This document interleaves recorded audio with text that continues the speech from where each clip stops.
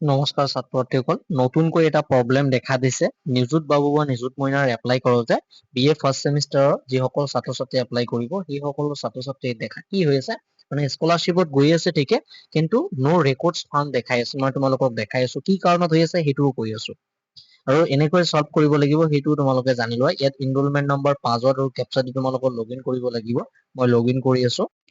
এনেকৈ লগইন কৰাৰ পিছত তোমালোকৰ এইটো অপচন আহিব বা সাইটটো খুলিব, সেইটো তোমালোকে জানা। তাৰ পিছত ইয়াত ডেশবৰ্ডত যাব লাগে, মানে থ্ৰী ডটত যাব লাগে, ডেশবৰ্ড নহয়, থ্ৰী ডটত যাই তোমালোকে ইয়াত কি এটা অপচন আছে দেখাই আছো ৰবা।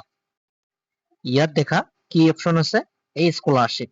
এই স্কলাৰশ্বিপত যদি তোমালোকে টিপি দিয়া কি দেখাই আছে সেইটো দেখাই আছো। টিপাৰ পিছত ইয়াত দেখা ডাইৰেক্ট কি আছে, নো স্কলাৰশ্বিপ অপৰচুনিটিজ ফাউণ্ড। মানে অলপ সাইটটোৰ প্ৰব্লেম হৈছে, যিহেতু 5 ছেপ্টেম্বৰৰ আগতে তোমালোকৰ এপ্লাইটো কৰিব লাগে, গতিকে 5 ছেপ্টেম্বৰৰ আগতে এপ্লাই খিনি কৰি ল'বা। স্কলাৰশ্বিপৰ অপৰচুনিটিজ এইটোত মই অহাকালি দেখা পাইছো, মানে ঠিকে আছিলে। তোমালোকে মে বি ৰাতি অলপমান ট্ৰাই কৰিবা, অলপ পিছত বা ৰাতি বা আজি নহয় কালি ঠিক হৈ যাব, ঠিক আছে। যিহেতু আজি বহুত ছাত্ৰ ছাত্ৰী এতিয়ালৈকে আৰম্ভ কৰা নাই, আৰু আজি হয়তো বহুত ছাত্ৰ ছাত্ৰী কৰি আছে, সেইবাবে প্ৰব্লেম দেখাই আছে। গতিকে ছাত্ৰ ছাত্ৰীগণ তোমালোকে চিন্তা কৰিব নালাগে, এপ্লাইটো তোমালোকে কৰিব পাৰিবা। আৰু তোমালোকৰ এনৰোলমেণ্ট নম্বৰটো অতি সোনকালে কলেজৰ পৰা লৈ লোৱা। এনৰোলমেণ্ট নম্বৰ নোহোৱাকৈ কিন্তু তোমালোকৰ এপ্লাই কৰিব নোৱাৰিবা, ঠিক আছে।